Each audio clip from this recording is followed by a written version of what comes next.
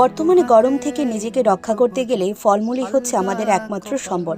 মানে ওই আর কি, ঠান্ডা জাতীয় খাবার দাবার। যাই হোক, সকালে কিছু ফলমূল কেটেছিলাম, সেগুলো সকলে মিলে খেয়েছি।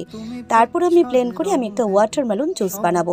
সেটা কি কি উপকরণ দিয়ে বানিয়েছি তোমরা কিছুটা দেখেছো, আর সম্পূর্ণটা দেখতে হলে অবশ্যই কমেন্টস করে আমি জানিয়ে দেবো তোমাদেরকে, এবং অন্য একটি ভ্লগে হয়তো বা শেয়ার করতে পারি।